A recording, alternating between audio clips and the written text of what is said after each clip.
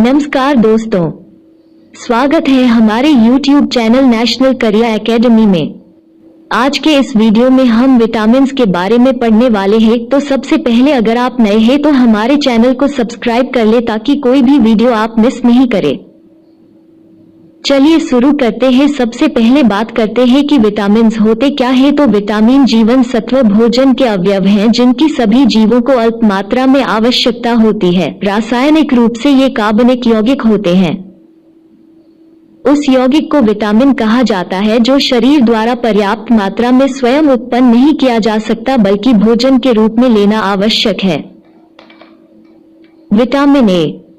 Vitamin A का रासायनिक नाम रेटिनॉल है। इसे एंटीऑफ्थाल्मिक विटामिन भी कहते हैं।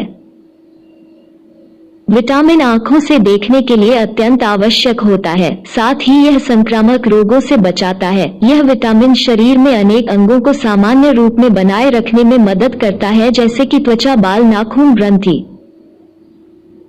दांत, मसूड़ा और हड्डी। सबसे महत्वपूर्ण स्थिति जो कि सिर्फ विटामिन ए के अभाव में होती है वह है अंधेरे में कम दिखाई देना, जिसे रतौंधी नाइट ब्लाइंडनेस कहते हैं। इसके साथ आंखों में आंसुओं की कमी से आंखें सूख जाती हैं और उनमें घाव भी हो सकते हैं। बच्चों में विटामिन ए के अभाव में विकास भी धीरे हो जाता है,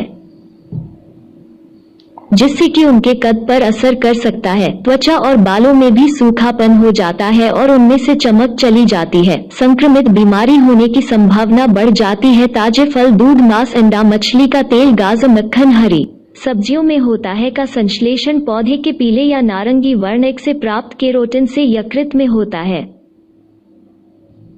विटामिन ए दृष्टिवर्णक रोडोप्सिन के संश्लेषण में सहायक होता है। रंतौंधी, मोतियाबिंद, जीरोफ्थेमिया, त्वचा शुष्क शल की संक्रमण का खतरा, आंख का लेंस दूध या आवरण से अपारदर्शक होने से मोतियाबिंद होता है। Vitamin B. विटामिन बी शरीर को जीवन शक्ति देने के लिए अति आवश्यक होता है। इस विटामिन की कमी से शरीर अनेक रोगों का घर बन जाता है। विटामिन बी के कई विभागों की खोज की जा चुकी है। ये सभी विभाग मिलकर ही विटामिन बी कॉम्प्लेक्स कहलाते हैं। हालांकि सभी विभाग एक दूसरे के अभिन्न अंग हैं, लेकिन फिर भी सभी आपस में भिन्नता रखते हैं। विटामिन बी कॉम्प्लेक्स 120 सेंटीग्रेड तक की गर्मी सहन करने की क्षमता रखता है। उससे अधिक ताप यह सहन नहीं कर पाता और नष्ट हो जाता है। यह विटामिन पानी में घुलनशील होता है। इसके प्रमुख कार्य स्नायुओं को स्वस्थ रखना तथा भोजन के पाचन में सक्रिय योगदान देना होता है। भूख को बढ़ाकर यह शरीर को जीवन शक्ति देता है। खाया पिया अंग लगाने में सहायता प्रदान करता है। क्षार पदार्थों के सहयोग से यह बिना किसी ताप के नष्ट हो जाता है, पर अम्ल के साथ उबाले जाने पर भी नष्ट नहीं होता। विटामिन बी कॉम्प्लेक्स के स्रोतों में टमाटर, भूसी दार गेहूं का आटा, अंडे की जर्दी, हरी पत्तियों का साग, बादाम, अखरोट, बिना पॉलिश किया चावल, पौधों के बीज, सुपार, नारंगी, अंगूर, दूध, ताजे मटर, ताजे फल, कमर कल्ला, दही, पालक, बंद गोभी, मछली, अंडे की सफेदी, माल्टा, चावल की भूसी, फलदार सब्जी आदि आते हैं।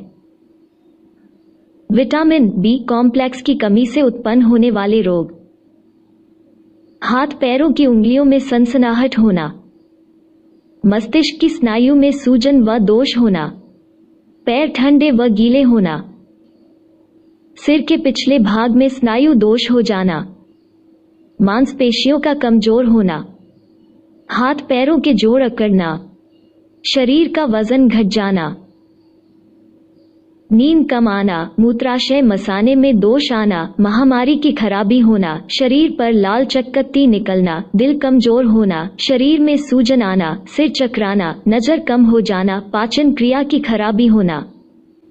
Vitamin C. नारंगी विटामिन सी का उत्तम स्रोत है।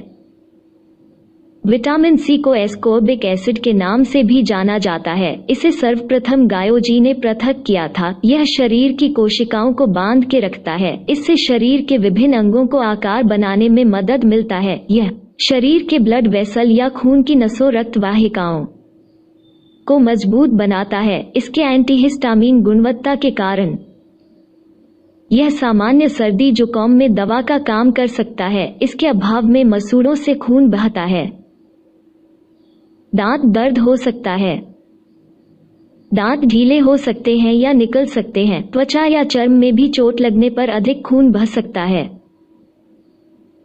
रुखरा हो सकता है, आपको भूख कम लगेगी। बहुत अधिक विटामिन के अभाव से स्कर्वी रोग हो सकता है। विटामिन सी की कमी से शरीर का वजन कम हो जाता है। इससे शरीर के विभिन्न अंगों में, जैसे कि गुर्दे में, दिल में और अन्य जगह में, एक प्रकार का पथरी हो सकता है। यह ऑक्जेलेट क्रिस्टल का बना होता है। इससे पेशाब में जलन या दर्द हो सकता है, या फिर पेट खराब होने से दस्त हो सकते हैं। खून में कमी या एनीमिया हो सकता है। विटामिन सी के अच्छे स्रोत हैं नारंगी जैसे फल या citrus fruits. Vitamin D. Vitamin D के अन्य नाम हैं विटामिन डी2 या एगोकैल्सिफेरॉल, विटामिन डी3 या कोलेकैल्सिफेरॉल।